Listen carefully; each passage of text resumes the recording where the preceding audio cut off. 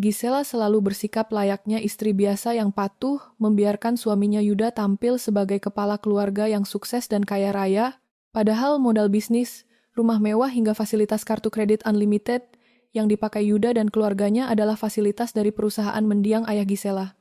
Kesabaran Gisela diuji saat sebelum ceritanya dimulai. Untuk yang belum subscribe channel Sahabat Cerita Mami, boleh dong di-subscribe, dan yang sudah jangan lupa absen di kolom komentar. Terima kasih. Pagi itu, pantulan cahaya matahari dari kolam renang menyinari ruang makan berlapis marmer di kawasan Pondok Indah. Aroma roti panggang dan selai impor memenuhi udara, bersaing dengan wangi parfum mahal yang menguar dari tubuh Ibu Dahlia dan putrinya, Siska. Di atas meja makan yang panjang, tumpukan kotak berlogo merek desainer ternama berserakan menutupi piring-piring porselen. Coba kamu lihat tas ini, Siska. Kulitnya sangat lembut. Cocok sekali untuk kumpul arisan minggu depan, ucap Ibu Dahlia sambil mengangkat sebuah tas berwarna krem di depan wajahnya. Jarinya yang penuh dengan cincin berlian mengetuk-ngetuk tali tas tersebut. Wah, selera ibu memang tidak pernah salah. Kak Yuda memang suami dan anak yang paling sukses. Bulan ini saja bonusnya pasti miliaran, sampai bisa membelikan kita barang-barang eksklusif seperti ini, sahut Siska dengan suara yang sengaja dikeraskan. Matanya melirik tajam ke arah dapur bersih. Dari arah dapur, Gisela berjalan tenang membawa semangkuk sayur berkuah hangat. Pakaiannya sangat sederhana, hanya kemeja katun berwarna biru muda dan celana bahan yang rapi. Tidak ada satupun perhiasan yang menempel di tubuhnya, kecuali sebuah cincin kawin polos di jari manisnya. Di belakang Gisela mengekor seorang wanita paruhbaya dengan senyum yang teduh, Ibu Mariam. Gisela meletakkan mangkuk itu di dekat ibunya lalu menarik kursi untuk Ibu Mariam. Silakan duduk, Ibu. Gisela sudah masakkan lauk kesukaan Ibu, bisik Gisela dengan suara lembut. Ibu Mariam mengangguk pelan. Rasa sungkan tergambar jelas di wajahnya yang mulai berkerut. Ia menunduk saat mengambil nasi, berusaha tidak menatap tumpukan kotak mewah di seberang meja yang seolah mempertegas perbedaan tempat mereka di rumah itu. Suara kursi ditarik memecah keheningan. Yuda muncul dengan kemeja sutra yang lengannya digulung hingga siku. Wajahnya dipenuhi senyum kebanggaan saat ia duduk di kursi utama persis di posisi kepala keluarga.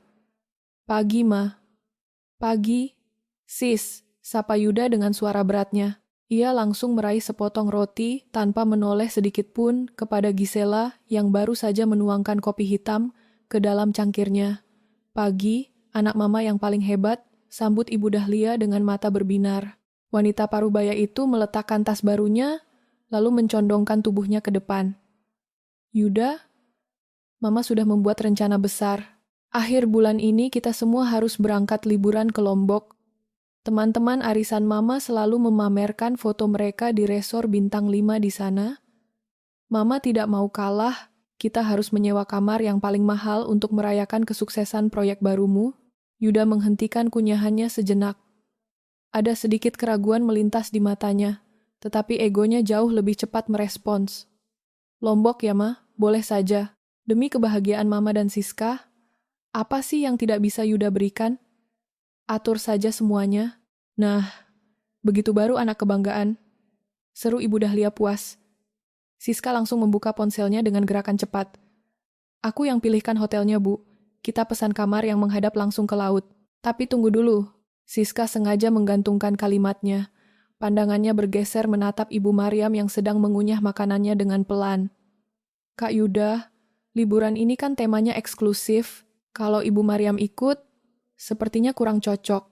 Di sana medannya berbukit, cuacanya sangat panas, dan banyak aktivitas luar ruangan. Nanti kalau Ibu Mariam kecapekan atau sakit, malah merusak suasana liburan kita. Belum lagi kalau kita mau foto keluarga di lobi resor mewah, pasti tidak bagus. Siska tidak melanjutkan kalimatnya, namun tawa kecilnya yang meremehkan sudah menjelaskan maksudnya. Ibu Mariam langsung meletakkan sendoknya, tangannya sedikit gemetar. Ia menatap Gisela dengan tatapan memohon agar tidak terjadi keributan. Gisela, benar kata Siska. Ibu di rumah saja menemani Bi Inah. Ibu juga sedang ingin menghabiskan waktu merawat tanaman di halaman belakang. Gisela tidak langsung menjawab. Ia meletakkan serbet di atas pangkuannya dengan gerakan yang sangat tenang. Tatapan matanya lurus tajam, namun tidak menyiratkan amarah yang meledak-ledak. Ia menatap Siska, lalu beralih menatap Ibu Dahlia, dan terakhir mengunci pandangannya pada wajah Yuda. Ibu saya ikut. ucap Gisela dengan volume suara yang datar, namun memiliki penekanan di setiap suku katanya. Devan sangat dekat dengan neneknya. Jika Devan ikut, maka Ibu Mariam juga harus ikut. Gisel, potong Ibu Dahlia dengan nada tinggi. Wajahnya berubah masam. Kamu ini tidak mengerti bahasa Indonesia ya? Ini liburan keluarga besar suami kamu.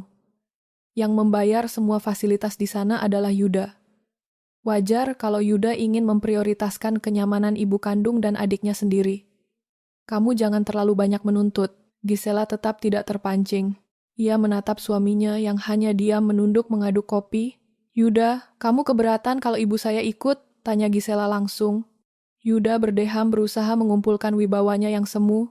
Ia melirik ibunya sekilas lalu berkata dengan nada malas, "Sudahlah, Mah. Biarkan saja Ibu Mariam ikut. Tiket pesawat dan kamar hotel biar nanti Yuda yang urus. Jangan diributkan lagi di meja makan." Yuda mau berangkat ke kantor. Yuda berdiri menyalami ibunya, lalu berjalan pergi tanpa berpamitan kepada istrinya maupun mertuanya. Ibu Dahlia mendengus kesal, menyambar tas barunya dan pergi meninggalkan ruang makan bersama Siska sambil menggerutu. Begitu ruangan itu sepi, Ibu Mariam meraih tangan Gisela. Air mata menetes di sudut mata wanita tua itu. Gisela, nak, jangan bertengkar dengan suamimu hanya demi ibu. Ibu sungguh tidak apa-apa tinggal di rumah. Gisela menggenggam tangan ibunya dengan erat. Senyumnya mengembang, sangat tulus dan penuh keyakinan. Ibu adalah tanggung jawab Gisela, bukan tanggung jawab mereka. Ibu tidak perlu khawatir. Kita akan berangkat ke Lombok dan Gisela pastikan itu akan menjadi liburan yang tidak akan pernah mereka lupakan seumur hidup. Malam harinya, jam dinding di kamar tidur utama menunjukkan pukul 11 malam. Gisela sedang duduk di tepi tempat tidur sambil membaca laporan keuangan di tablet miliknya. Pintu kamar terbuka. Yuda masuk dengan wajah kaku. Ia duduk di sebelah Gisela, mengusap tengkuknya dengan canggung. "Gisel," panggil Yuda pelan. Nada suaranya mendadak berubah menjadi sangat manis. Jauh berbeda dengan sikap arogannya tadi pagi. Gisela mematikan layar tabletnya. "Ada apa, Yuda?" "Tadi sore, bagian keuangan kantor menginformasikan kalau pencairan dana taktis proyek agak terlambat. Padahal Mama sudah terlanjur memesan 5 kamar tipe suite di Lombok dan harus segera dilunasi malam ini juga beserta tiket pesawatnya." Yuda terdiam sejenak memandangi wajah tenang istrinya. "Kamu bisa bantu aku? Tolong transfer uang dari rekening tabungan simpanan kita ke kartu kredit pribadiku. Cuma 200 juta. Minggu depan begitu dana proyek turun, langsung aku kembalikan ke rekening itu." Gisela menatap mata suaminya dalam-dalam. Di dalam kepala Gisela, semua fakta terpampang jelas.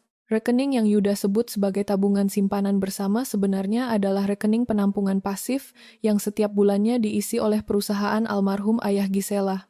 Yuda selalu mengira itu adalah uang hasil keuntungan dari investasi yang dulu ia rintis bersama ayah mertuanya. Tanpa pernah tahu bahwa modal investasi itu 100% adalah uang pemberian dari ayah Gisela. Tanpa memperdebatkan satu kata pun, Gisela mengambil ponselnya. Jarinya menari di atas layar. Dalam hitungan detik, layar ponsel Yuda menyala, menampilkan notifikasi dana masuk sebesar 200 juta rupiah. "Sudah masuk," ucap Gisela singkat. Mata Yuda berbinar serakah. Ia langsung mencium kening Gisela dengan cepat. "Terima kasih sayang. Kamu memang istri yang paling pengertian. Besok pagi aku akan beritahu Mama kalau semua urusan hotel sudah beres." Yuda bergegas bangkit dan berjalan menuju kamar mandi sambil bersiul senang. Gisela duduk diam dalam keremangan lampu. Ia mengusap keningnya yang baru saja dicium oleh Yuda, lalu mengambil tisu untuk menghapus bekas ciuman tersebut. Tatapannya tertuju lurus pada cermin di depannya. "Silakan nikmati uang itu malam ini, Yuda," batin Gisela sambil meletakkan tabletnya di atas meja. "Karena begitu kita tiba di Lombok nanti, seluruh akses kemewahanmu akan kuhentikan." Suasana Terminal 3 Bandara Internasional Soekarno-Hatta pagi itu cukup padat. Rombongan keluarga Yuda tiba dengan 2 mobil mewah yang langsung menyita perhatian banyak orang. Ibu Dahlia turun paling pertama dengan kacamata hitam berbingkai tebal, dibalut pakaian berbahan sutra yang mengkilap. Di belakangnya Siska sibuk merekam video menggunakan ponselnya untuk diunggah ke media sosial, memamerkan koper-koper seragam berwarna perak yang didorong oleh petugas porter bandara. Yuda berjalan di tengah rombongan dengan dada membusung. Ia mengenakan jaket kulit dan jam tangan keluaran terbaru yang sengaja tidak tertutup lengan baju. Sementara itu, tepat beberapa langkah di belakang mereka, Gisela berjalan tenang menggandeng tangan Devan, putranya yang baru berusia 6 tahun. Tangan kirinya memegang lengan Ibu Maryam agar wanita paruh baya itu tidak tertabrak oleh lalu lalang penumpang lain. Pakaian ketiga orang ini sangat kontras dengan rombongan di depan mereka, hanya mengenakan kaos katun yang nyaman dan jaket rajut sederhana. Saat berkumpul di depan area keberangkatan khusus, Siska mengeluarkan tumpukan tiket dari dalam tas selempangnya. "Ayo, semuanya kumpul, tiketnya sudah aku pegang," seru Siska sambil melambai-lambaikan lembaran tiket pembatas itu. Ibu Dahlia langsung mendekat dengan senyum lebar. Siska membagikan 5 lembar tiket pertama dengan bangga. "Ini untuk Ibu Dahlia, ini untuk Kak Yuda, ini untuk aku, dan 2 ini untuk kerabat Kak Yuda yang sudah datang duluan di dalam." Yuda melihat tulisan kelas bisnis pada tiketnya dan mengangguk puas. "Bagus, Siska. Posisi kursinya di barisan depan semua, kan?" "Pasti dong, Kak. Kita duduk di barisan paling depan. Kursinya bisa disandarkan sampai lurus seperti tempat tidur, dan makanannya disajikan pakai piring porselen," jawab Siska dengan nada yang sengaja dipamerkan. Setelah membagikan 5 tiket tersebut, Siska berbalik menghadap Gisela. Wajahnya yang tadi cerah mendadak berubah datar. Ia mengulurkan 3 lembar tiket sisa kepada Gisela dengan gerakan malas. "Gisela, ini tiket untuk kamu, Ibu Maryam dan Devan. Kalian duduk di kelas ekonomi ya. Posisinya di barisan nomor 42 paling belakang dekat toilet," ucap Siska tanpa rasa bersalah sedikit pun. Gisela menerima 3 lembar tiket itu. Matanya membaca tulisan kelas ekonomi zona 3. "Kenapa dipisah, Siska?" tanya Gisela dengan intonasi suara yang sangat tenang. Siska melipat tangannya di depan dada sambil memutar bola mata. "Ya ampun, Gisela. Kamu itu harusnya bersyukur masih dibelikan tiket pesawat. Limit kartu kredit Kak Yuda itu cuma cukup untuk menukarkan 5 tiket kelas bisnis. Harganya mahal sekali, jadi sisanya terpaksa beli kelas ekonomi yang paling murah. Lagi pula kalian kan cuma bertiga. Duduk di belakang tidak akan masalah. Yang penting sampai ke Lombok juga kan?" Ibu Maryam menundukkan kepalanya dalam-dalam.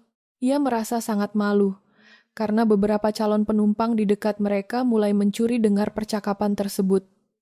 "Tidak apa-apa, Gisela. Di belakang juga sama-sama duduk. Jangan diributkan." Devan kecil yang belum mengerti apa-apa menarik ujung jaket Yuda. "Ayah, kenapa Devan tidak duduk sama ayah? Devan mau lihat awan dari jendela yang besar." Yuda menepis pelan tangan kecil anaknya. Wajahnya terlihat terganggu. "Devan, kamu duduk sama ibu dan nenek di belakang. Jangan rewel. Ayah mau istirahat di depan karena kepala ayah pusing memikirkan urusan kantor. Kamu anak laki-laki harus bisa mengerti. Tapi, ayah..." Devan mencoba membantah.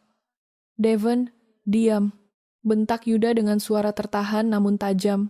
Matanya menatap Gisela dengan sorot menyalahkan. "Gisel, kamu tolong kondisikan anak kamu. Jangan sampai dia menangis di dalam pesawat dan bikin malu. Aku sudah keluar uang banyak untuk liburan ini. Jangan dirusak cuma karena masalah tempat duduk." Gisela langsung menarik tubuh Devan ke dalam pelukannya. Ia menutup kedua telinga putranya dengan telapak tangannya. Matanya menatap Yuda dengan sorot yang sangat dingin. Sebuah tatapan yang tidak pernah ia perlihatkan selama 6 tahun mereka menikah. "Iya, Yuda. Kami akan duduk di belakang. Kamu nikmati saja kursi depanmu," jawab Gisela singkat. Setengah jam kemudian, pengumuman untuk naik ke pesawat terdengar. Rombongan Yuda masuk melalui jalur prioritas dengan karpet merah, disambut oleh pramugari yang membawakan handuk hangat dan minuman penyegar. Sementara itu, Gisela, Devan, dan Ibu Maryam harus mengantre panjang di jalur umum, berjalan kaki melewati lorong garbarata yang pengap menuju bagian ekor pesawat. Tempat duduk mereka berada tepat di samping ruang penyiapan makanan pramugari dan pintu toilet. Suara mesin pesawat terdengar jauh lebih bising di area ini. Aroma cairan pembersih toilet sesekali tercium setiap kali ada penumpang yang membuka pintu.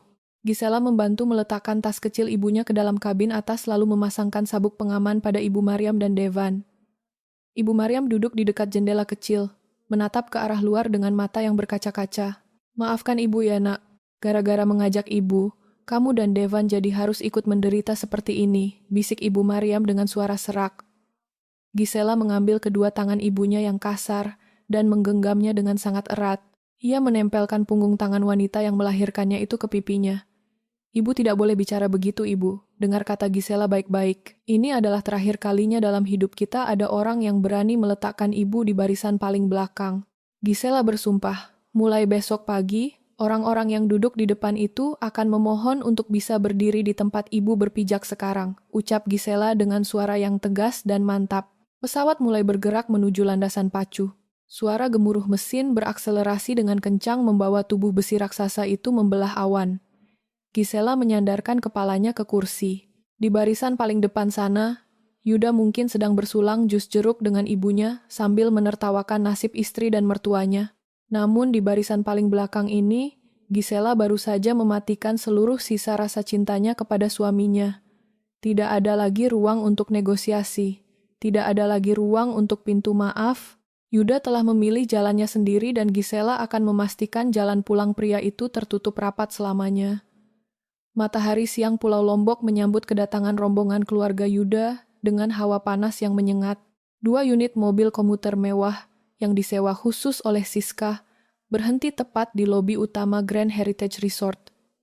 Bangunan megah dengan arsitektur perpaduan kayu ulin dan marmer putih itu berdiri kokoh di atas tebing, menyajikan pemandangan langsung ke Samudra Hindia yang berwarna biru kehijauan. Puluhan staf hotel berseragam putih langsung berbaris menundukkan kepala, menyambut turunnya Ibu Dahlia dan Yuda dengan sikap sangat hormat. Seorang pelayan wanita menyodorkan nampan berisi handuk dingin dan gelas kristal berisi minuman selamat datang berwarna merah delima. Ibu Dahlia mengambilnya dengan senyum lebar lalu melangkah masuk ke dalam lobi berpendingin udara yang sangat sejuk. Aroma bunga Kamboja dan serai langsung menyegarkan pernapasan mereka. Di barisan paling belakang, Gisela baru saja turun dari mobil komuter kedua. Ia membantu Ibu Maryam turun perlahan, lalu membenarkan letak topi anyaman di kepala putranya, Devan. Keringat membasahi dahi Ibu Maryam. Wanita parubaya itu tampak kelelahan setelah menempuh penerbangan di barisan kursi paling belakang yang sempit dan bising. Ibu duduk dulu di sofa sebelah sana ya, biar Gisela yang urus kopernya, kata Gisela sambil menunjuk sebuah sofa kosong di sudut lobi yang agak jauh dari kerumunan keluarga suaminya. Gisela mendorong 2 koper berukuran sedang mendekati meja resepsionis. Di depan meja pualam tersebut, Ibu Dahlia dan Siska sedang berdiri berkacak pinggang sambil tertawa gembira. Seorang manajer resepsionis berpakaian jas rapi menyerahkan sebuah kotak beludru hitam berisi 5 buah kartu, akses kamar bertuliskan Presidential Ocean Suite. Semua pesanan sudah kami siapkan sesuai permintaan Ibu Dahlia, ucap manajer tersebut dengan senyum sopan. 5 kamar suite terbaik kami di lantai puncak, fasilitas kolam renang pribadi, layanan pelayan pribadi 24 jam, dan sarapan eksklusif di restoran tepi pantai. Kami harap Ibu beserta keluarga puas dengan pelayanan kami. Tentu saja kami akan puas, jawab Ibu Dahlia dengan kepala mendongak. Ia mengambil kotak beludru itu, lalu memutar tubuhnya menghadap seluruh anggota keluarga yang sudah berkumpul di tengah lobi. Perhatian semuanya, seru Ibu Dahlia lantang, sengaja membiarkan suaranya menggema di lobi megah itu. Beberapa turis asing yang sedang duduk di dekat lobi menoleh ke arah mereka. Kunci kamar sudah di tangan Ibu. Karena ini liburan spesial berkat uang dari Yuda, maka Ibu sendiri yang akan membagikan kuncinya. Ibu Dahlia mengambil kartu pertama yang berwarna keemasan. Ini untuk anak laki-laki Ibu yang paling berharga, Yuda. Yuda melangkah maju mengambilnya sambil tersenyum bangga. Kartu kedua untuk adik kesayanganmu, Siska, lanjut Ibu Dahlia. Siska menyambarnya sambil bersorak kegirangan. Kartu ketiga untuk Ibu sendiri. Dan 2 kartu terakhir ini untuk sepupu-sepupu Yuda yang sudah jauh-jauh datang menemani Ibu liburan. Ibu Dahlia menyerahkan 2 kartu sisa kepada 2 orang pria berpakaian modis yang langsung mengucapkan terima kasih dengan sikap berlebihan. Kotak beludru di tangan Ibu Dahlia sudah kosong. Gisela berdiri 2 langkah dari tempat Ibu Dahlia berpijak. Ia menatap kotak kosong tersebut, lalu menatap wajah ibu mertuanya. Kunci kamar untuk saya, Ibu Maryam dan Devan di mana, Bu? Tanya Gisela dengan intonasi suara yang datar. Ibu Dahlia menutup kotak beludru itu dengan bunyi klik yang keras. Senyum mengejek yang sudah ia tahan sejak dari Jakarta akhirnya merekah di bibirnya yang dipoles lipstik merah menyala. Aduh Gisela, ibu sampai lupa memberitahu kamu, ucap Ibu Dahlia dengan suara yang dibuat-buat seolah merasa bersalah, padahal matanya berkilat penuh kemenangan. Tadi waktu ibu konfirmasi ke bagian reservasi, ternyata kamar tipe suite di hotel ini sudah penuh semua. Tidak ada sisa kamar lagi untuk kalian bertiga. Penuh? Gisela mengulangi kata itu tanpa mengubah ekspresi wajahnya. Iya, penuh, sahut Siska cepat sambil melangkah maju berdiri di samping ibunya. Lagi pula begini ya, Gisela. Anggaran liburan dari Kak Yuda itu sudah habis, terpaksa dipakai untuk memesan 5 kamar suite ini. Harganya 15 juta per malam. Kamu jangan memaksakan diri mau tidur di sini. Tadi waktu kita lewat jalan di bawah dekat dermaga nelayan, aku lihat ada banyak penginapan kayu. Namanya penginapan Melati, harganya paling 200.000 semalam. Kamu, ibumu, sama Devan tidur di sana saja. Hitung-hitung mengajarkan anakmu hidup mandiri dan tidak selalu manja menikmati kemewahan ayahnya. Ibu Maryam yang mendengar keributan itu berjalan gontai menghampiri Gisela. Wajahnya pucat pasi menahan malu. Gisela, sudah nak, ayo kita keluar dari sini. Kita cari penginapan di luar saja. Jangan membuat keributan di tempat mewah seperti ini. Gisela tidak menghiraukan tarikan tangan ibunya. Matanya terarah tajam kepada Yuda. Suaminya itu sedang berdiri menyandarkan punggung ke tiang lobi sambil memutar-mutarkan kartu akses kamarnya. Yuda, panggil Gisela. Suaranya tidak bergetar, namun sangat jernih. Kamu membiarkan ibu saya dan anak kandung kamu diusir dari lobi ini untuk mencari penginapan 200.000 di pinggir dermaga? Yuda menghentikan putaran kartunya. Ia menatap Gisela dengan tatapan dingin yang syarat akan dominasi. Gisel, kamu bisa tidak satu kali ini saja menurut kata Mama. Tanpa membantah, uang yang dipakai ini uang hasil kerjaku. Aku berhak menentukan siapa yang tidur di kamar mahal dan siapa yang tidak. Mama dan Siska sudah lelah mengurus rumah di Jakarta? Mereka pantas dapat yang terbaik. Kalau kamu memang istri yang baik, kamu bawa ibumu dan Devan keluar sekarang. Cari penginapan di bawah. Besok pagi baru kamu bawa Devan ke sini lagi kalau mau ikut main di pantai. Ayah, Devan berlari kecil mendekati Yuda. Matanya mulai berkaca-kaca. Devan mau tidur sama ayah. Di luar panas. Ayah. Yuda mundur selangkah menghindari sentuhan tangan kecil anaknya. Ikut ibu kamu. Jangan cengeng, ayah mau naik ke atas. Tanpa menoleh lagi, Yuda membalikkan badannya dan berjalan memimpin rombongan keluarganya menuju lift khusus tamu suite. Ibu Dahlia melirik Gisela dari atas ke bawah sambil mendengus sinis, lalu melangkah mengikuti putranya bersama Siska yang tertawa kecil. Gisela berdiri mematung di tengah lobi marmer yang dingin. Sekelilingnya mendadak terasa begitu sunyi.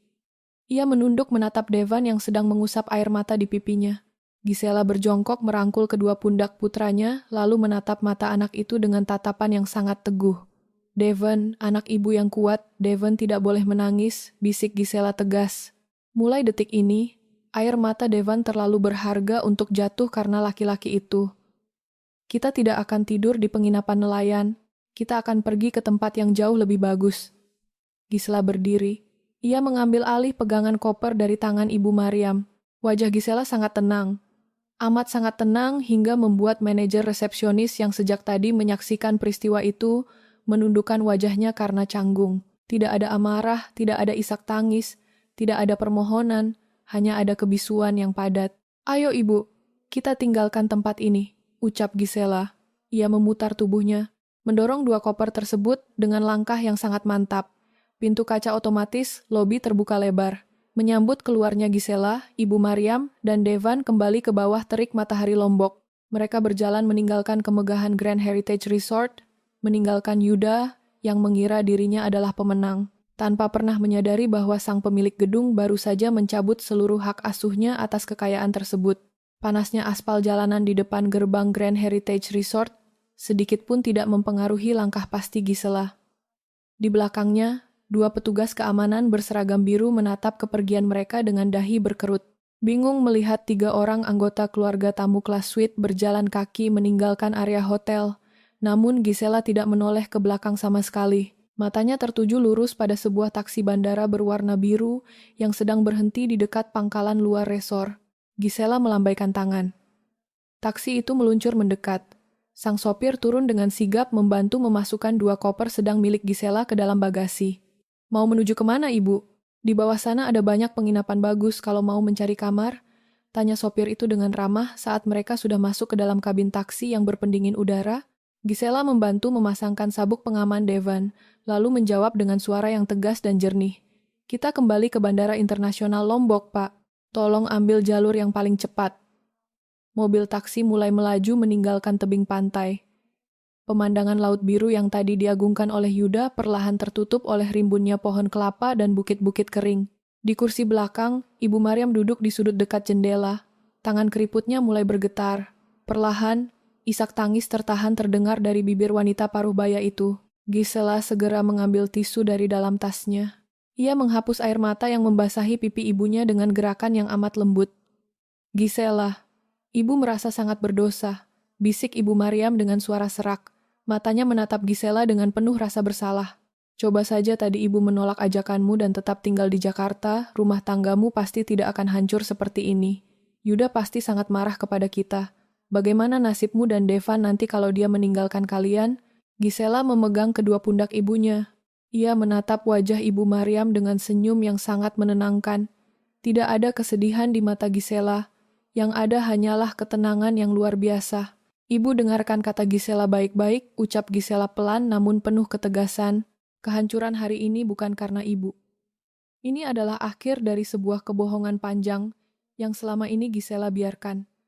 Selama 6 tahun, Gisela menutup mata melihat Yuda dan keluarganya mengambil alih hasil kerja keras mendiang ayah sambil memperlakukan kita seperti orang asing di rumah sendiri. Hari ini batas toleransi itu sudah habis. Ibu bukan beban dan kita tidak akan pernah menundukkan kepala lagi di hadapan mereka. Devan yang duduk di tengah menatap ibunya dengan wajah polos. Ibu, kita tidak jadi berenang di pantai. Gisela mencium kening putranya dengan penuh kasih sayang.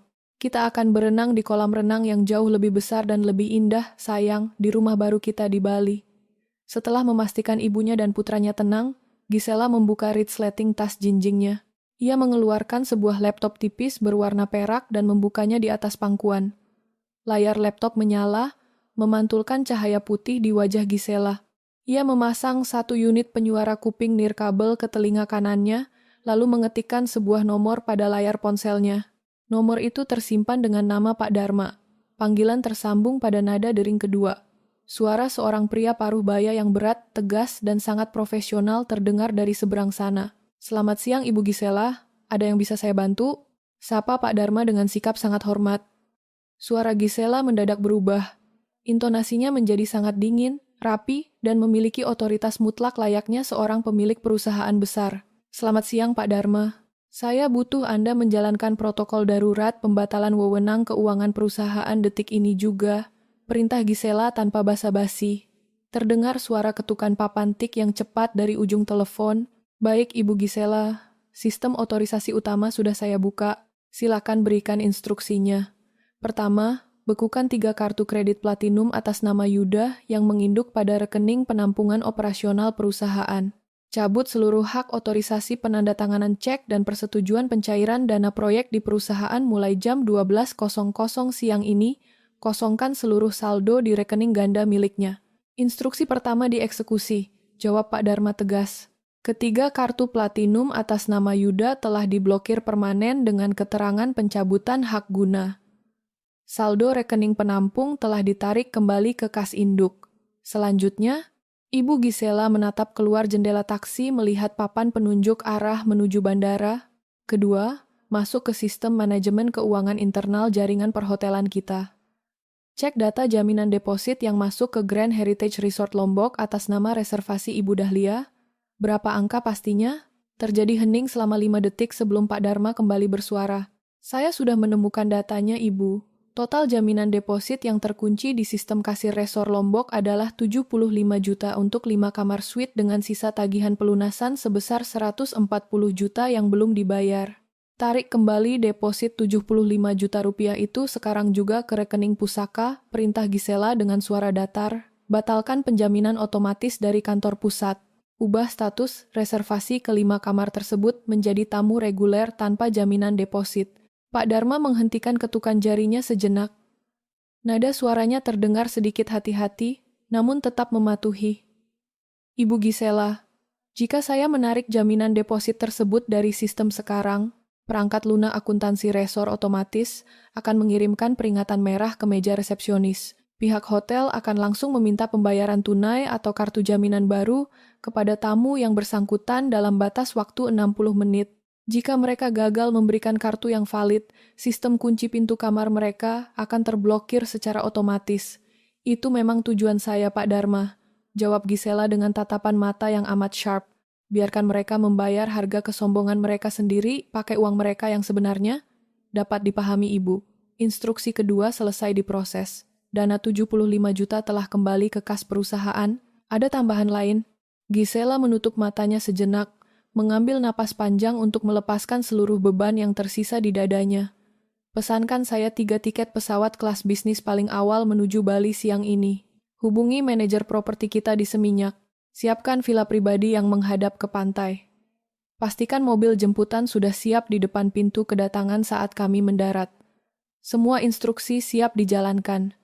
Selamat melakukan perjalanan ke Bali, Ibu Gisela. Sambungan telepon diputus. Gisela menutup laptopnya dengan bunyi klik yang pelan. Ia menoleh menatap jam digital di dashboard taksi yang menunjukkan pukul 12.15 siang. Taksi mulai melambat saat memasuki pelataran keberangkatan Bandara Internasional Lombok. Gisela membayar ongkos taksi dan memberikan uang tip yang besar kepada sang sopir. Ia turun menggandeng tangan ibunya dan melangkah masuk ke dalam lobi keberangkatan yang sejuk dan bersih. Kali ini tidak ada lagi kepala yang menunduk. Pundak Gisela tegak lurus. Gisela melirik jam tangannya sekali lagi. Hitungan mundur telah dimulai. Tepat 60 menit dari sekarang, sistem kasir di Grand Heritage Resort Lombok akan mengirimkan sinyal penolakan dan wanita tua yang sedang duduk memesan makanan mahal di atas sana akan menyadari bahwa kehancuran finansialnya baru saja dimulai. Penerbangan singkat selama 40 menit dari Lombok menuju Bali terasa seperti momen penyembuhan bagi Ibu Mariam. Kali ini, tidak ada lagi deru mesin yang memekakkan telinga atau aroma menyengat dari pintu kamar kecil. Mereka duduk di kabin kelas bisnis yang sangat lapang. Kursinya dilapisi kulit premium berwarna krem yang empuk, lengkap dengan sandaran kaki otomatis dan layar hiburan pribadi. Devan duduk di dekat jendela berukuran besar. Mata bulatnya menatap hamparan awan putih di bawah sana. Dengan senyum tak lepas dari bibirnya, pramugari berseragam anggun berulang kali mendatangi meja mereka, menawarkan jus jeruk segar dan aneka kue hangat menggunakan piring porselen putih yang mengkilap. Ibu Mariam menyandarkan punggungnya yang letih. Tangan kanannya mengusap sandaran kursi dengan perasaan takjub yang bercampur canggung. Gisela, ini mewah sekali, Nak. Berapa harga tiketnya? Pasti mahal sekali sampai kursinya bisa diatur secara otomatis begini. Bisik Ibu Mariam pelan, masih terbawa kebiasaan hidup hematnya selama puluhan tahun. Gisela yang duduk di seberang lorong tersenyum hangat. Ia meletakkan cangkir teh kamomilnya. Ini fasilitas standar untuk keluarga kita, Ibu. Mulai sekarang Ibu harus terbiasa menikmati semua ini, tanpa perlu memikirkan harganya. Tugas Ibu sekarang hanya duduk tenang, beristirahat, dan menikmati perjalanan. Begitu roda pesawat menyentuh landasan Bandara Internasional I Gusti Ngurah Rai, perlakuan istimewa langsung menyambut mereka. Seorang petugas penanganan tamu khusus berjas hitam sudah menunggu di pintu Garbarata dengan membawa papan nama bertuliskan Nyonya Gisela. Mereka tidak perlu berjalan jauh melewati antrean imigrasi atau menunggu koper di sabuk putar yang ramai. Petugas tersebut mengambil alih seluruh urusan bagasi dan mengantar mereka melalui jalur keluar khusus yang bebas hambatan. Di depan pintu kedatangan, sebuah mobil Toyota Alphard hitam berkilau sudah terparkir rapi. Sopir pribadi berpakaian kemeja putih bersih langsung membukakan pintu geser, otomatis seraya menundukkan kepala dengan sikap sangat hormat. Selamat datang di Bali, Nyonya Gisela. Saya Bima, sopir yang ditugaskan oleh kantor pusat untuk melayani Nyonya beserta keluarga selama berada di sini, ucap sopir itu dengan suara bariton yang sopan. Devan melompat kegirangan saat masuk ke dalam mobil yang luas dan sejuk itu. Di dalam kabin mobil sudah tersedia nampan berisi handuk basah beraroma daun mint, botol air mineral kaca premium, dan beberapa kotak coklat impor kesukaan Devan. Perjalanan dari bandara menuju Seminyak berlangsung amat mulus, menjauhkan mereka dari segala kebisingan kota. Mobil berbelok memasuki gerbang kayu ulin yang tinggi di kawasan eksklusif Seminyak. Begitu gerbang terbuka, Sebuah villa pribadi 2 lantai bergaya tropis modern menyambut mereka. Bangunan itu didominasi warna putih bersih dengan aksen kayu jati yang kokoh, tepat di bagian depan. Ruang keluarga yang sengaja dirancang tanpa sekat, terbentang kolam renang pribadi berukuran sangat besar, yang airnya jernih kebiruan, seolah menyatu langsung dengan batas cakrawala Samudra Hindia di kejauhan. 2 orang asisten rumah tangga wanita berpakaian seragam rapi sudah berdiri di teras. Mereka menyuguhkan kelapa muda utuh yang dingin dan mengalungkan untayan bunga Kamboja putih ke leher Ibu Mariam dan Devon. "Devon, lihat kolam renangnya besar sekali," teriak Devon penuh semangat. Ia berlari memutari tepi kolam renang, sama sekali lupa pada rasa sedihnya saat diusir dari lobi Hotel Lombok beberapa jam lalu. "Hati-hati sayang, jangan berlari terlalu kencang," tegur Gisela lembut sambil memberikan isyarat kepada salah satu asisten rumah tangga untuk menemani putranya bermain. Gisela membimbing ibunya masuk ke dalam kamar tidur utama di lantai 1. Kamar itu berukuran 3 kali lipat lebih besar dari kamar tidur Yuda di Jakarta. Sebuah tempat tidur berukuran super besar dengan sprei sutra putih berada di tengah ruangan, menghadap langsung ke arah taman gantung dan pantai. Di atas kasur tertata rapi 2 set pakaian rumah berbahan linen halus berwarna putih gading yang sengaja dipesankan Gisela untuk ibunya. "Ibu ganti baju dulu pakai pakaian ini. Kainnya sangat dingin dan lembut," kata Gisela sambil menuntun ibunya duduk di tepi ranjang. Gisela sudah memanggil 2 terapis pijat profesional dari spa terbaik di Bali. Sebentar lagi mereka tiba. Ibu harus dipijat seluruh tubuh agar rasa pegal di punggung dan kaki ibu hilang. Ibu Maria menatap pakaian linen di pangkuannya, lalu menatap wajah putrinya. Air mata keharuan kembali menggenang. "Gisel, ibu seperti sedang bermimpi. Bagaimana kamu bisa menyiapkan semua tempat seindah ini dalam waktu sekejap, nak?" Gisela duduk berlutut di atas karpet tebal, mensejajarkan wajahnya dengan lutut ibunya. Ia mengambil kedua tangan Ibu Mariam. "Ini bukan mimpi, Ibu. Villa ini, resor yang di Lombok tadi, dan puluhan properti mewah lainnya di seluruh Indonesia adalah milik almarhum ayah yang dilegalkan atas nama Gisela. Selama ini Gisela menyembunyikannya, karena Gisela ingin menguji seberapa tulus Yuda mencintai Gisela sebagai seorang suami. Tapi yang Gisela dapatkan justru kesombongan dan rasa lapar harta dari keluarganya." Gisela berdiri merapikan letak kerah kemejanya dengan gerakan yang amat tenang. "Mulai hari ini, Gisela mengambil kembali seluruh hak kendali perusahaan ayah. Kita akan hidup di sini, di tempat yang memang layak untuk ibu." Sementara itu, ratusan kilometer dari tempat mereka berada, tepatnya di restoran utama Grand Heritage Resort Lombok, Ibu Dahlia sedang duduk santai, menikmati hidangan lobster panggang dan wagyu kualitas terbaik. Suara tawanya terdengar keras, mengalahkan alunan musik restoran. Ia terus membanggakan kekayaan Yuda kepada kerabatnya, tanpa sadar bahwa seorang pramusaji senior sedang berjalan menghampiri meja mereka dengan langkah tergesa-gesa dan wajah yang sangat tegang.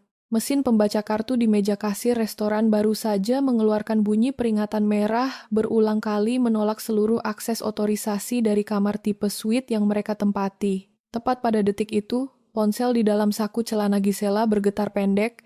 Gisela mengambilnya. Di layar ponsel yang menyala terang, tertera nama kontak yang memanggil Yuda.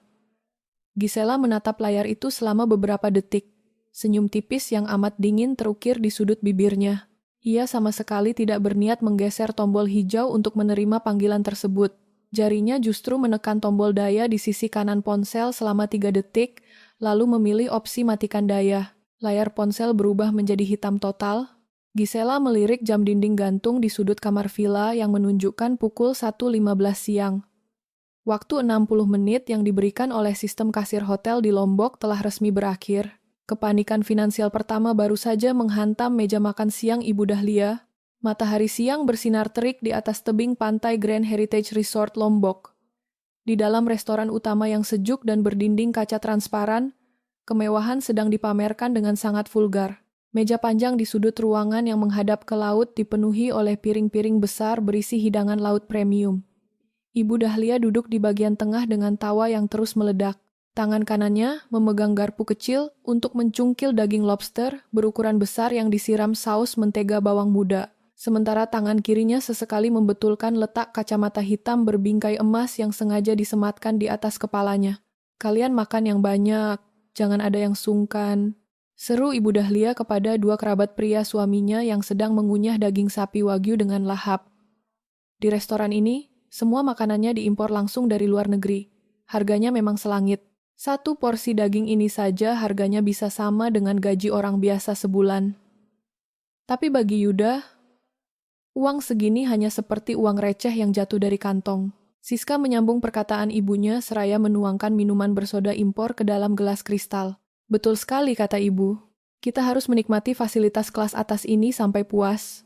Lagi pula, coba kalian bayangkan kalau tadi Gisela dan ibunya yang kampungan itu ikut makan di sini, pasti mereka akan sibuk menghitung harga di buku menu, lalu memesan nasi goreng paling murah.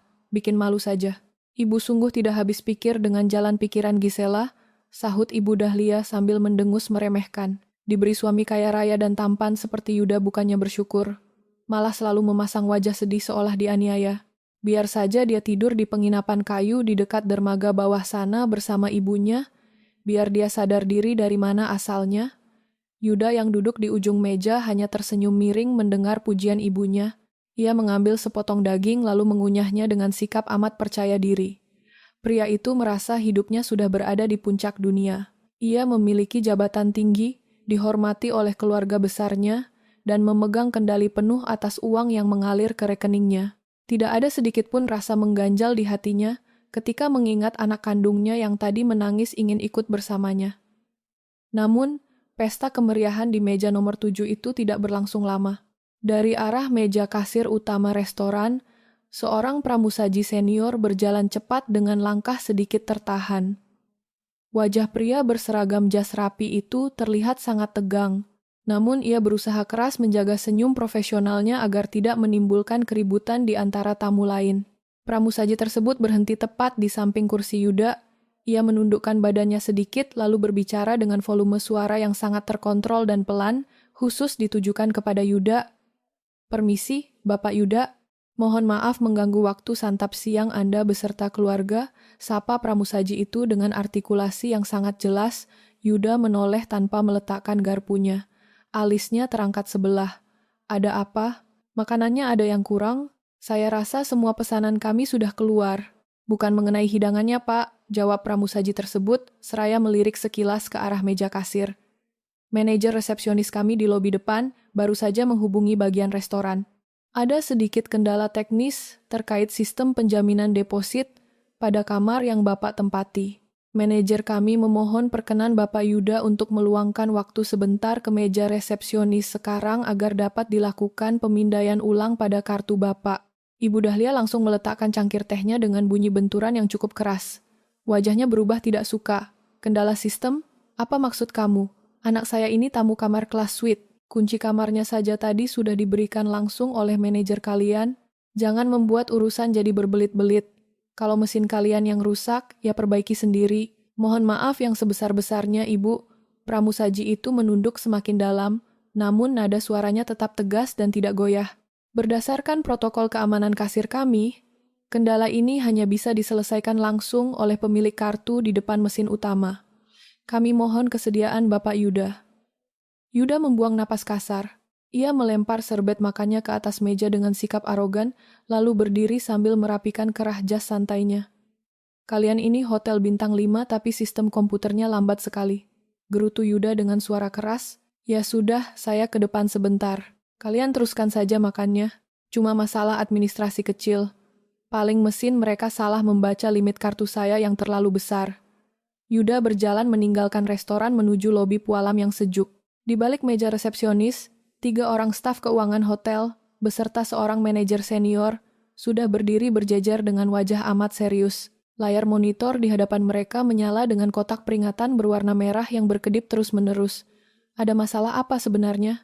tanya Yuda langsung begitu tiba di depan meja. Tangannya berkacak pinggang menatap manajer. "Saya sedang makan siang bersama keluarga saya. Mengganggu kenyamanan tamu saja." Manajer senior tersebut tidak langsung menjawab. Ia membalikkan layar monitor datar itu menghadap Yuda, lalu menunjuk sebuah baris data berwarna merah menyala. "Bapak Yuda, 10 menit yang lalu, sistem kasir sentral kami menerima instruksi penolakan mutlak dari bank penerbit kartu kredit platinum yang Bapak gunakan sebagai penjamin deposit tadi pagi," jelas manajer itu, dengan intonasi suara yang datar dan sangat prosedural. Deposit awal sebesar 75 juta riba yang sudah terpotong otomatis secara sepihak ditarik kembali oleh pihak bank dengan kode penolakan khusus. Status kartu Bapak saat ini adalah dicabut hak gunanya. Yuda mengernyitkan dahi. Ia tertawa pelan, menganggap ucapan manajer itu sebagai lelucon yang buruk. Dicabut? Bagaimana maksud kamu? Itu kartu atas nama saya sendiri. Limitnya tidak terbatas, bantah Yuda keras. Ia langsung merogoh dompet kulit dari saku belakang celananya. Kalau kartu platinum yang itu bermasalah, pakai kartu saya yang lain. Ini gesek kartu debit utama saya. Saldo di dalamnya ada ratusan juta. Yuda membanting sebuah kartu debit berlogo emas ke atas meja marmer. Sang staf keuangan mengambilnya dengan sigap, memasukkannya ke dalam mesin pembaca, lalu menekan nominal 75 juta. Yuda menekan 6 digit nomor sandi rahasianya dengan gerakan cepat dan angkuh. Mesin berproses selama 3 detik. Terdengar bunyi decit pendek, lalu secarik kertas termal kecil keluar dari celah mesin. Tertulis huruf tebal di atasnya. Transaksi ditolak. Saldo tidak mencukupi. Mata Yuda sedikit melebar. Tunggu, itu tidak mungkin. Coba gesek ulang. Pasti jaringan internet kalian yang sedang putus. Staf itu mengulangi prosesnya. Hasilnya tetap sama. Kertas kedua keluar dengan tulisan yang jauh lebih menampar. Rekening dibekukan. Ini pasti ada kesalahan dari pihak bank. Gumam Yuda mulai kehilangan ketenangannya. Jantungnya berdegup lebih cepat. Ia mengeluarkan 2 kartu kredit cadangan dari dompetnya dan menyodorkannya sekaligus. Pakai yang ini. Gesek dua-duanya. Ambil 50 juta dari kartu biru, sisanya dari kartu hitam. Staf resepsionis memasukkan kartu biru. Kertas keluar, kartu tidak terdaftar. Staf memasukkan kartu hitam. Kertas keluar, otorisasi, dibatalkan penerbit. 4 lembar kertas penolakan kini berjejer rapi di atas meja marmer yang dingin. Wajah Yuda yang tadi memerah penuh kebanggaan mendadak berubah pucat pasi. Tangan kanannya yang memegang dompet mulai terasa dingin dan kaku. Pikirannya melayang pada transferan 200 juta dari Gisela tadi malam. Uang itu seharusnya ada di sana. Saldo operasional kantornya seharusnya ada di sana.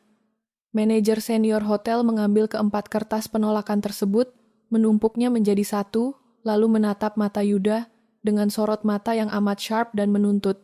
Bapak Yuda, kami sudah mencoba seluruh kartu Bapak dan semuanya ditolak oleh sistem perbankan, ucap manajer tersebut dengan nada suara yang turun 1 oktav, kehilangan seluruh keramahan yang tadi pagi ia perlihatkan.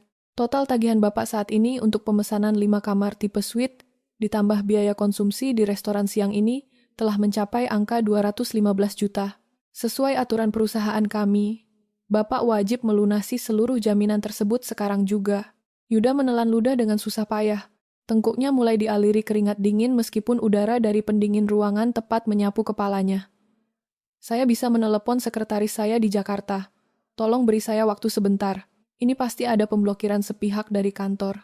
Kami bisa memberikan Bapak waktu tepat 30 menit dari sekarang, jawab sang manajer tanpa kompromi.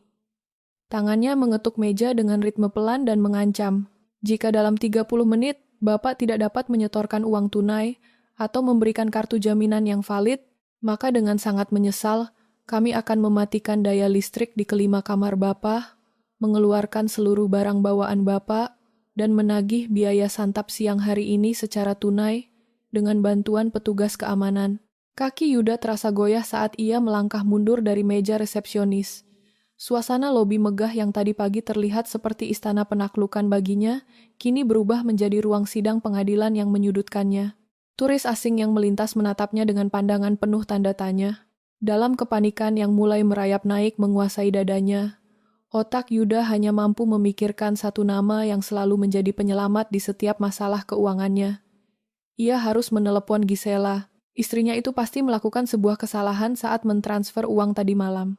Tanpa membuang waktu 1 detik pun, Yuda berlari kecil menuju koridor yang agak sepi sambil menempelkan ponsel ke telinganya. Di lorong sepi yang menghubungkan lobi utama dengan area taman resor, Yuda berjalan mondar-mandir dengan langkah cepat dan gelisah. Jari tangannya dengan kasar menekan nomor kontak Gisela di layar ponselnya. Namun untuk yang ke-10 kalinya, hanya suara operator otomatis yang terdengar di telinganya, menyatakan bahwa nomor tersebut sedang tidak aktif. Sialan. Kemana anak ini sebenarnya? Umpat Yuda keras. Ia memukul dinding berlapis kayu di sampingnya. Rasa panik mulai menguasai akal sehatnya. Waktu 30 menit yang diberikan oleh manajer hotel terus berjalan. Tanpa berpikir panjang lagi, Yuda berlari kembali ke dalam restoran. Ia mengabaikan tatapan heran dari tamu-tamu lain, melangkah lebar menuju meja nomor 7, tempat keluarganya masih bersenang-senang. Ibu Dahlia baru saja mengangkat gelas minumannya ketika Yuda tiba di samping meja. "Yuda, kenapa lama sekali? Ayo duduk lagi, ini daging pesananmu sudah mulai dingin," tegur Ibu Dahlia tanpa menyadari napas putranya yang tersengal. Yuda tidak menjawab ucapan ibunya. Tangan kanannya langsung menyambar ponsel milik Siska yang tergeletak di atas meja. "Kak Yuda, mau apa? Itu ponselku." Protes Siska terkejut karena kakaknya mengambil barangnya secara paksa. "Diam dulu kamu, Siska. Pinjam sebentar," bentak Yuda dengan mata melotot tajam. Ia langsung membalikkan badannya dan setengah berlari keluar dari restoran, meninggalkan Ibu Dahlia dan Siska yang saling pandang dalam kebingungan. Begitu tiba kembali di lorong sepi, Yuda membuka kunci layar ponsel Siska. Ia mengetikkan nomor ponsel Gisela yang sudah sangat ia hafal. Tombol panggilan ditekan, terdengar nada sambung panjang. Nomor itu aktif jika dihubungi dari nomor lain. Fakta ini membuat rahang Yuda mengeras karena sadar Gisela sengaja memblokir kontaknya. Ratusan kilometer dari Lombok, semilir angin laut menyapu teras lantai 2 villa seminyak. Gisela sedang duduk santai di atas kursi jemur berbahan kayu jati menatap ombak pantai. Di bawah sana, Ibu Mariam sedang duduk di tepi kolam renang sambil menemani Devan yang tertawa gembira bermain air.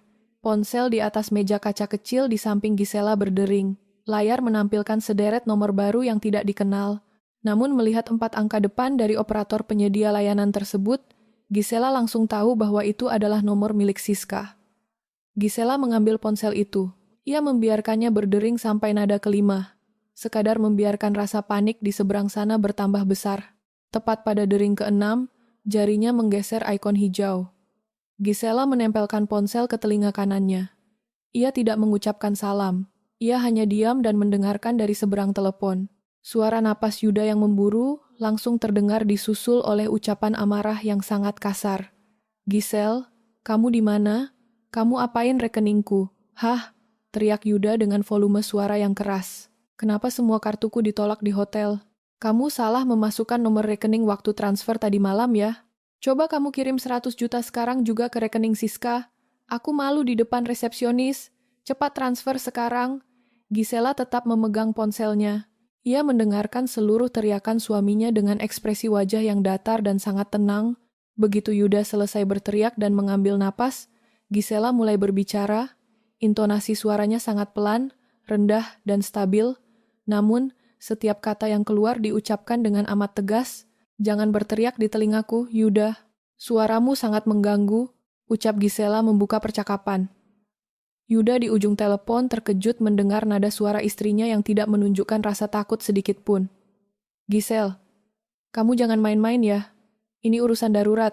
Manajer hotel mau mengusir aku dan Mama kalau tagihannya tidak dibayar dalam 30 menit. Cepat kirim uangnya." "Tagihan apa yang kamu maksud, Yuda?" "Tagihan 5 kamar kelas suite yang dipesan oleh ibumu," balas Gisela santai seraya menyandarkan punggungnya ke bantalan kursi. "Bukankah tadi pagi ibumu dengan sangat bangga mengumumkan bahwa kamar itu dibayar menggunakan uang hasil kerja kerasmu? Kenapa sekarang kamu meminta uang kepadaku?" "Gisel, kamu jangan mulai memancing keributan," geram Yuda tertahan. "Uang tabungan kita kan ada di kamu. Uang operasional kantorku juga ada di rekening penampung. Kamu pasti mengubah pengaturan sistemnya kan? Kamu berani mengambil uangku?" Tawa kecil dan meremehkan keluar dari bibir Gisela. "Uangmu? Rekeningmu? Coba kamu ambil kartu platinum yang tadi ditolak oleh mesin resepsionis itu. Yuda, coba kamu baca nama perusahaan yang tercetak di sudut kiri bawahnya. Bacalah dengan keras." Yuda terdiam di koridor Lombok. Tangannya merogoh saku jas mengeluarkan kartu platinum yang tadi dikembalikan oleh staf keuangan hotel. Matanya menyipit membaca tulisan kecil di bawah pita magnetik. Tertulis di sana, PT Grand Heritage Pusaka. "Itu nama perusahaan almarhum ayah kandungku, Yuda," lanjut Gisela memecah kebisuan suaminya. Suaranya meluncur tajam dan jelas. Selama 6 tahun ini, kamu mengira kamu adalah pengusaha sukses yang menghasilkan banyak uang. Padahal faktanya, kamu hanyalah seorang direktur operasional yang digaji oleh perusahaan mendiang ayahku. Seluruh fasilitas, rumah mewah di Pondok Indah, mobil yang kamu pakai, hingga limit kartu kredit yang setiap hari dipakai oleh ibumu dan adikmu, semuanya adalah uang milik ayahku. Tidak mungkin, bantah Yuda dengan suara bergetar. Lututnya mendadak terasa lemas. Aku ikut menanam modal di sana. Ayahmu sendiri yang bilang kalau itu adalah bisnis berdua. Ayahku mengatakan itu hanya untuk menjaga harga dirimu sebagai menantunya, potong Gisela tegas. Tapi kamu dan keluargamu justru memanfaatkan kebaikan itu. Ibumu bersikap layaknya seorang pemilik harta, merendahkan ibu kandungku, dan puncaknya mengusir darah dagingmu sendiri dari lobi hotel hanya demi memuaskan gengsinya. Gisela, aku ini suami kamu. Aku kepala rumah tangga. Teriak Yuda menggunakan satu-satunya alasan yang tersisa. Kamu berdosa melawan suami. Aku bisa menceraikan kamu. Silakan ceraikan saya, Yuda. Justru itu yang saya tunggu. Jawab Gisela tanpa ragu. Lagi pula, kepala rumah tangga seperti apa yang bahkan tidak mampu membelikan satu kotak susu untuk anaknya menggunakan uangnya sendiri? Mulai detik ini, seluruh hak akses keuanganmu di perusahaan resmi saya cabut. Kamu saya pecat dari jabatanmu. Gisel, tunggu. Kita bisa bicarakan ini baik-baik. Tolong aku, Gisel. Tagihannya 215 juta. Saldo di dompetku cuma sisa beberapa ratus ribu. Mama bisa pingsan kalau tahu hal ini. Suara Yuda berubah menjadi rengekan memohon. Pria arogan itu akhirnya menyerah kalah. Ibumu yang memesan kamar mahal itu, Yuda. Maka biarkan ibumu yang membayarnya. Ucap Gisela mengakhiri pembicaraan. Anggap saja tagihan hotel itu sebagai nota kesombongan kalian. Selamat berlibur. Sambungan telepon diputus secara sepihak. Gisela langsung memasukkan nomor Siska ke dalam daftar blokir permanen. Ia meletakkan ponselnya kembali ke atas meja, mengambil cangkir tehnya, lalu meminumnya dengan perasaan tenang. Di koridor Hotel Lombok, Yuda berdiri kaku menatap kosong pada layar ponsel Siska yang mati. Tubuhnya bergetar hebat, kepalanya terasa pusing hingga ia harus bersandar pada dinding pualam hotel. Ia baru saja menyadari kenyataan paling berat dalam hidupnya. Tanpa Gisela, dirinya tidak memiliki apa-apa. Dan waktu 30 menit yang dijanjikan oleh manajer hotel kini hanya tersisa kurang dari 5 menit. 35 menit berlalu sejak kepergian Yuda dari restoran. Di atas meja nomor 7, tumpukan piring kotor bekas hidangan laut dan daging sapi impor mulai dikerubungi lalat kecil. Ibu Dahlia baru saja memanggil pelayan untuk meminta tambahan hidangan penutup berupa puding mangga, ketika 3 orang pria berbadan tegap dengan seragam safari hitam mendekati meja mereka. Di belakang ketiga petugas keamanan khusus resort tersebut, 2 orang staf tata geraha hotel mendorong 2 troli barang yang penuh dengan koper-koper berwarna perak milik keluarga Yuda. Koper-koper itu sudah dikeluarkan secara paksa dari kamar suite di lantai puncak. Permisi, Ibu Dahlia. Sapa kepala regu keamanan dengan sikap tegas tanpa senyum. Waktu penjaminan kamar Ibu telah habis. Kami mendapat perintah langsung dari pihak manajemen untuk mempersilahkan Ibu beserta seluruh rombongan meninggalkan area restoran sekarang juga. Mohon ikuti kami ke lobi utama. Ibu Dahlia terperanjat, sendok puding di tangannya terjatuh ke atas meja. Matanya melotot tajam menatap tumpukan kopernya di atas troli. Apa-apaan ini? Teriak Ibu Dahlia dengan suara melengking keras. Beberapa tamu di meja sebelah langsung menoleh. Kenapa koper-koper saya dikeluarkan dari kamar? Kalian tahu tidak saya ini siapa? Putra saya sedang mengurus kesalahan sistem di depan. Kalian jangan berani lancang menyentuh barang-barang saya. Putra ibu, Bapak Yuda saat ini sudah berada di lobi, Bu. Jawab petugas itu tidak tergoyahkan. Beliau tidak dapat menyelesaikan kewajiban pembayaran. Silakan melangkah ke depan sekarang sebelum kami mengambil tindakan penertiban yang lebih tegas. Siska berdiri dengan wajah panik. Ia menarik lengan ibunya. Ayo kita ke depan dulu, Bu. Pasti ada yang tidak beres dengan Kak Yuda. Dengan napas memburu dan wajah memerah menahan malu sekaligus marah, Ibu Dahlia berjalan menghentakkan kakinya membelah restoran, diikuti Siska dan 2 kerabat prianya. Begitu memasuki lobi utama yang luas, pemandangan yang menyambut mereka sungguh menjatuhkan harga diri. Yuda duduk menyandarkan kepalanya pada sandaran sofa lobi dengan tatapan mata kosong. Kemejanya kusut, rambutnya berantakan. Di atas meja kaca di depannya tergeletak 4 lembar kertas penolakan transaksi dari bank beserta lembaran tagihan hotel yang panjang. "Yuda," jerit Ibu Dahlia seraya berlari menghampiri putranya. "Ini ada apa sebenarnya? Kenapa security tidak sopan ini mengangkut koper kita? Mana manajer hotel ini? Panggil manajer kalian sekarang juga." Suara sepatu pantofel beradu dengan lantai marmer terdengar dari arah meja resepsionis. Seorang pria paruh baya dengan setelan jas abu-abu gelap, berwajah amat tenang namun berwibawa melangkah maju mendekati kerumunan itu. Beliau adalah Pak Hendrik, General Manager yang membawahi seluruh operasional Grand Heritage Resort Lombok. Di tangannya terdapat sebuah map kulit berwarna coklat tua.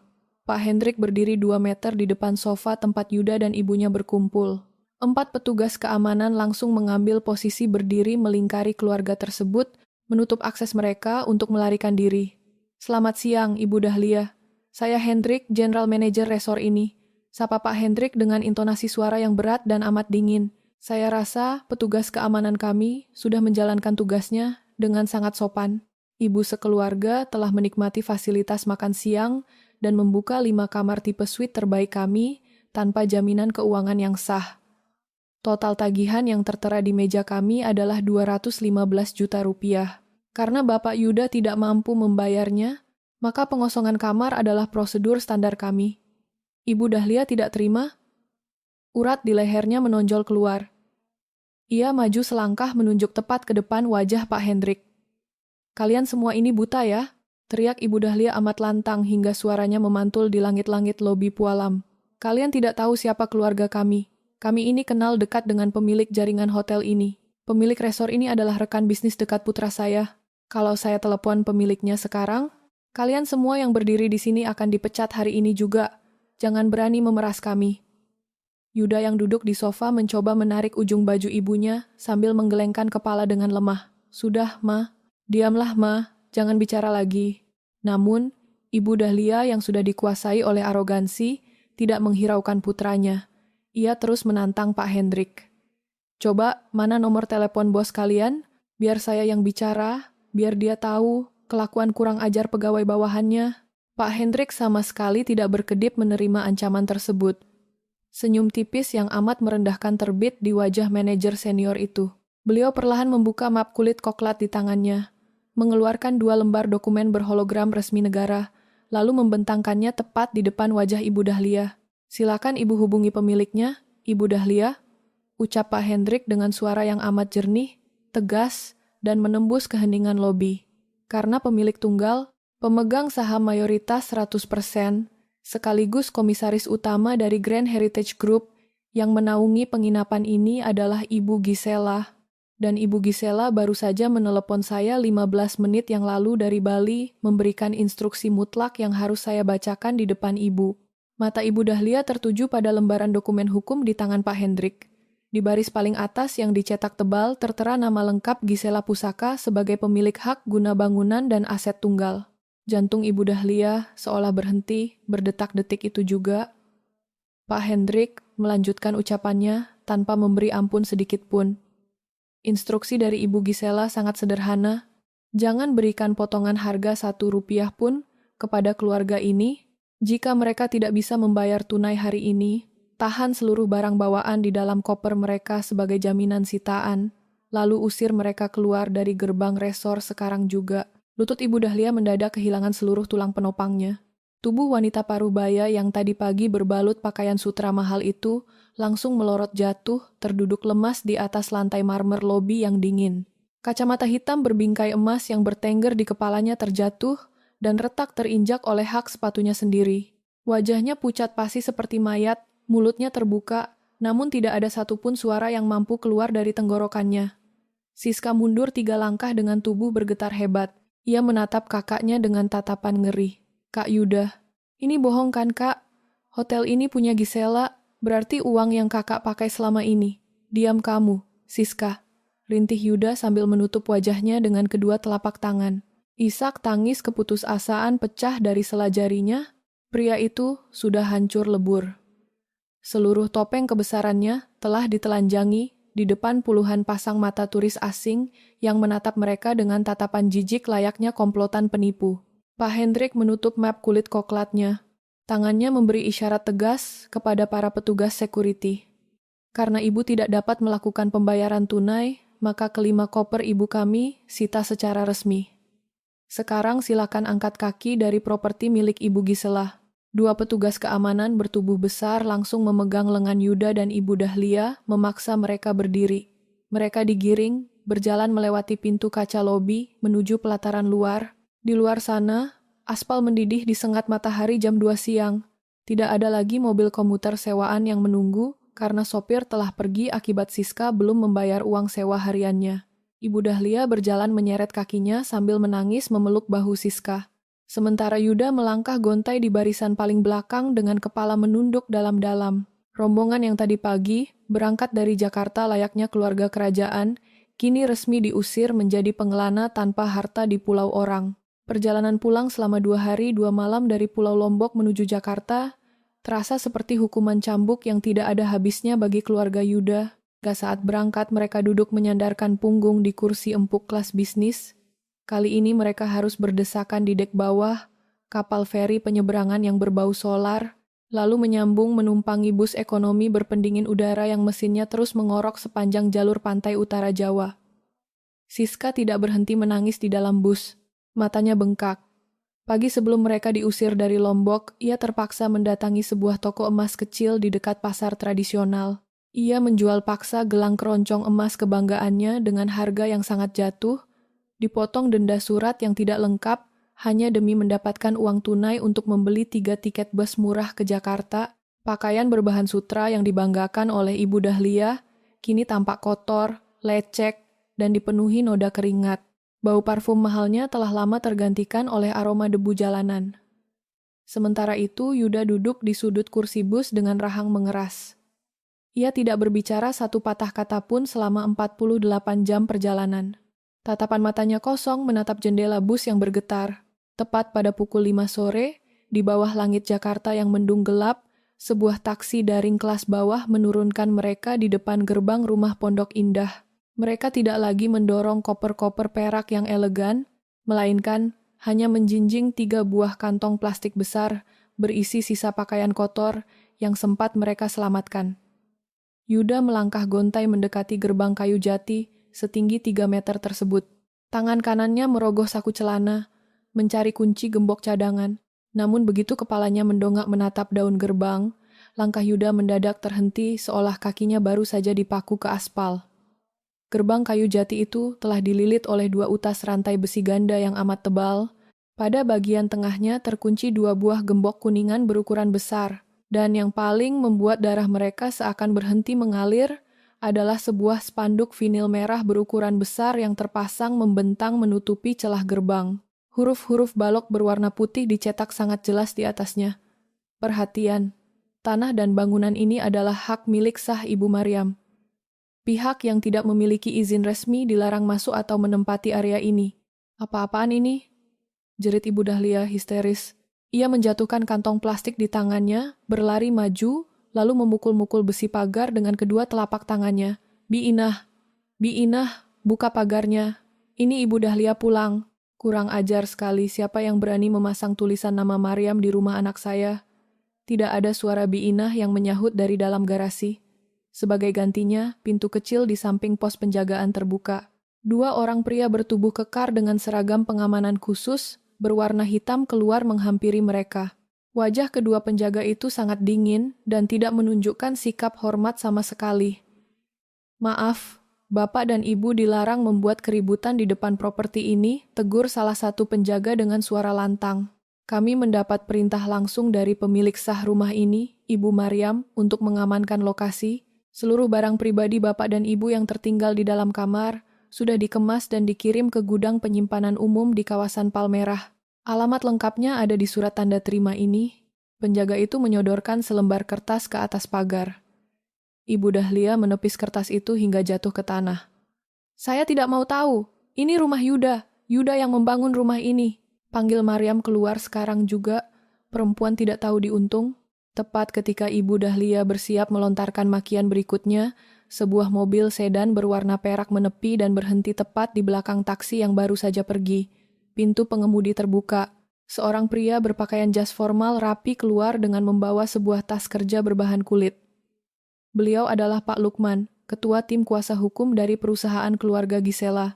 Pak Lukman berjalan tenang mendekati Yuda yang masih mematung di dekat pilar pagar. "Selamat sore, Bapak Yuda," sapa Pak Lukman dengan nada suara yang sangat profesional dan tegas. "Saya Lukman, kuasa hukum yang ditunjuk secara sah oleh Ibu Gisela, sekaligus mewakili Dewan Direksi PT Grand Heritage Pusaka."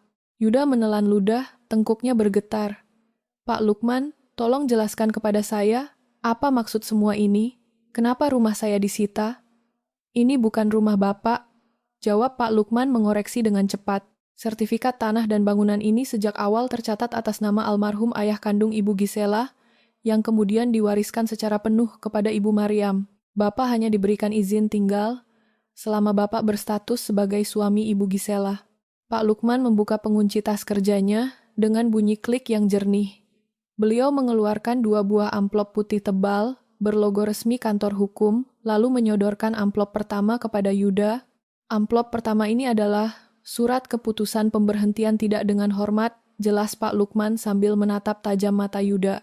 "Terhitung sejak hari ini, Bapak resmi dipecat dari jabatan Direktur Operasional. Hasil audit internal menemukan bukti bahwa Bapak telah melakukan penggelapan dana proyek sebesar 800 juta rupiah selama 2 tahun terakhir untuk membiayai pengeluaran pribadi keluarga Bapak. Atas kebijakan Ibu Gisela, perusahaan tidak akan melaporkan Bapak ke pihak berwajib dengan satu syarat. Bapak tidak mencoba menuntut harta bersama dalam bentuk apapun." Tangan Yuda bergetar hebat saat menerima amplop tersebut. Kertas di dalamnya terasa seperti vonis hukuman mati bagi karirnya. Pak Lukman langsung menyerahkan amplop kedua. Dan amplop kedua ini adalah berkas gugatan cerai dari Ibu Gisela beserta tuntutan hak asuh mutlak atas Ananda Devan. Sidang perdana, Bapak dijadwalkan 2 minggu lagi di Pengadilan Agama Jakarta Selatan. Mendengar kata cerai, pertahanan Ibu Dahlia hancur lebur. Wanita tua itu menerobos maju, meraih lengan jas Pak Lukman dengan kedua tangannya sambil menangis terseduh-seduh. "Pak pengacara, saya mohon, tolong katakan kepada Gisela. Saya minta maaf. Saya mengaku salah kemarin. Tolong jangan sita rumah ini. Kami mau tinggal di mana kalau diusir dari sini? Yuda ini suaminya, Pak." Gisela sangat mencintai Yuda. Pak Lukman dengan sangat sopan namun tegas melepaskan cengkeraman tangan Ibu Dahlia dari lengannya. Beliau mundur 1 langkah lalu menatap wajah ibu mertua yang dulunya begitu arogan tersebut. "Ibu Dahlia, Ibu Gisela menitipkan 1 pesan lisan khusus untuk Ibu," ucap Pak Lukman dengan suara yang amat pelan, namun terdengar sangat memukul. Beliau berkata, "Silakan Ibu Dahlia gunakan waktu yang ada sekarang untuk mengajarkan anak Bapak hidup mandiri di jalanan, persis seperti nasihat yang Ibu berikan kepada Ibu Gisela di lobi Hotel Lombok 2 hari yang lalu." Pak Lukman menundukkan kepalanya sedikit sebagai tanda pamit, membalikkan badan, lalu melangkah kembali ke dalam mobil sedan peraknya. Mobil itu melaju pergi membelah jalanan Pondok Indah, meninggalkan keheningan yang amat mencekam di trotoar. 2 penjaga keamanan menarik mundur tubuh mereka, lalu menutup rapat celah besi pagar dan menguncinya dari dalam. Suara guruh menggelegar di langit Jakarta.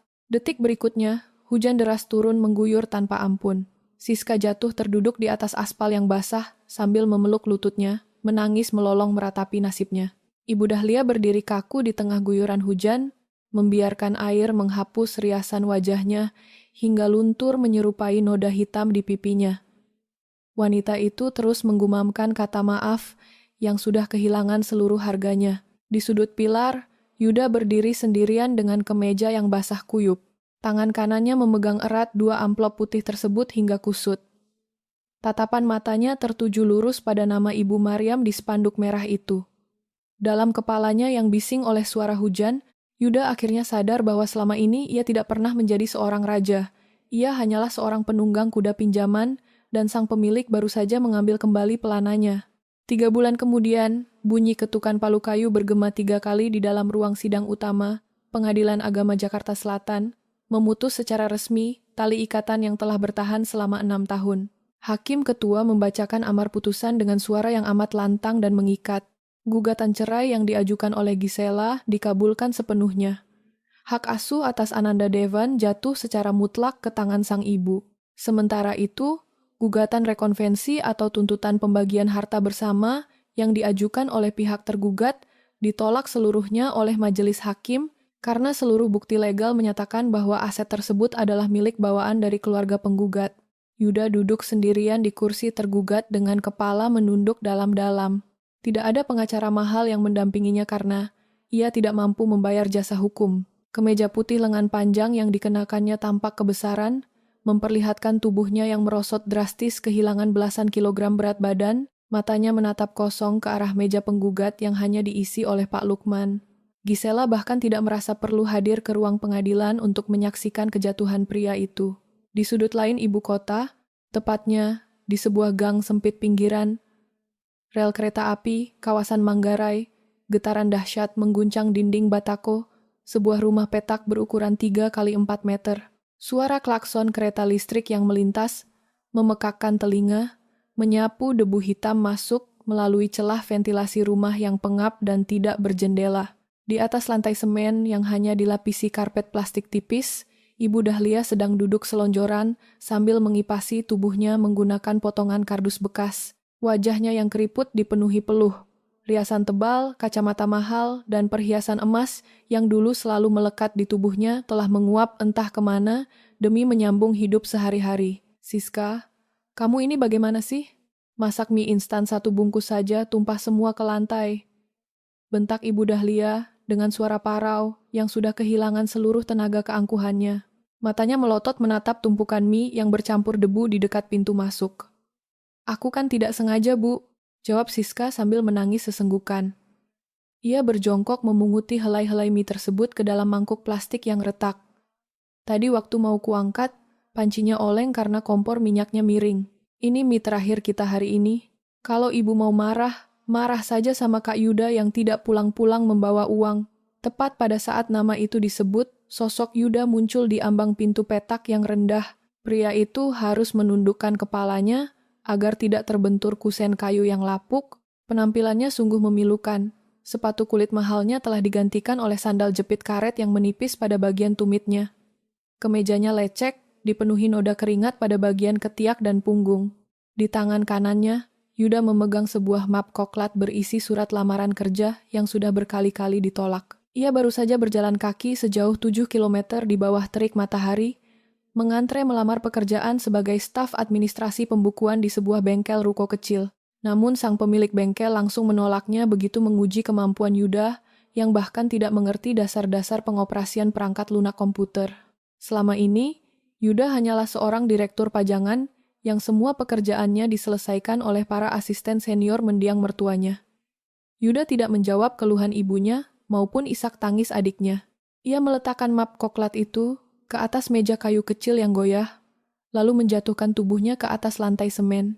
Ia menatap langit-langit asbes yang bocor, membayangkan kamar tidur utama berlapis marmer di Pondok Indah yang dulu selalu ia masuki dengan kepala tegak, penyesalan yang amat menyiksa merobek-robek dadanya. Namun ia sadar bahwa waktu tidak bisa diputar kembali. Sementara itu, 1000 kilometer dari gang pengap tersebut, hamparan langit biru yang sempurna membentang di atas kawasan seminyak Bali. Semilir angin laut yang sejuk menyapu luasnya balkon lantai puncak kantor pusat operasional PT Grand Heritage Pusaka yang baru. Gisela berdiri di tepi pagar kaca balkon, menatap gulungan ombak samudra yang berkilauan ditimpa cahaya matahari sore. Penampilannya hari ini memancarkan aura seorang pemimpin besar yang sesungguhnya. Ia mengenakan setelan jas kerja berbahan linen premium, berwarna krem gading dipadukan dengan kemeja sutra putih yang berwibawa. Rambut hitamnya dibiarkan terurai rapi. Tidak ada lagi sisa sosok istri penurut yang selalu mengalah di sudut dapur. Yang berdiri di sana saat ini adalah sang pemegang kendali tunggal atas seluruh aset pusaka keluarganya. Suara decit halus dari putaran engsel, pintu kaca terdengar.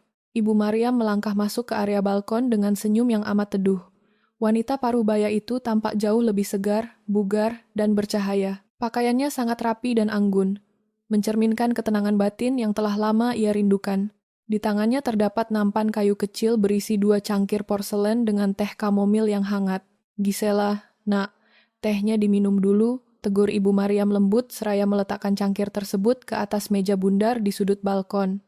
Gisela berbalik, Ia tersenyum amat cerah menghampiri ibunya, lalu meraih kedua tangan Ibu Maryam untuk diciumnya dengan penuh rasa hormat.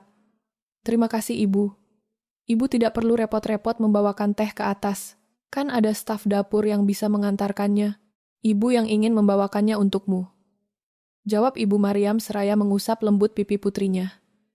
Tadi Pak Lukman baru saja memberi kabar lewat telepon. Semua proses administrasi pengadilan di Jakarta sudah selesai 100%. Hak asuh Devon, legalitas rumah, dan pengembalian dana perusahaan sudah resmi ditutup. Gisela mengangguk pelan. Ketenangan yang amat dalam terpancar dari kedua bola matanya. Semuanya sudah kembali ke tempat yang seharusnya, Ibu. Belum sempat Ibu Maria membalas ucapan itu, terdengar derap langkah kaki kecil berlarian dari arah koridor dalam. Devan muncul dengan tawa riang yang menggema. Bocah laki-laki itu mengenakan seragam sekolah internasionalnya yang rapi, lengkap dengan tas punggung baru. Ibu, nenek, lihat ini, seru Devan berlari kencang, lalu menubruk kaki ibunya dalam pelukan hangat. Gisela berjongkok menyeimbangkan tubuhnya lalu memeluk putranya dengan erat. Wah, anak jagoan ibu sudah pulang sekolah. Ada apa sayang? Senang sekali sepertinya. Devan melepaskan pelukannya, lalu membuka resleting tasnya.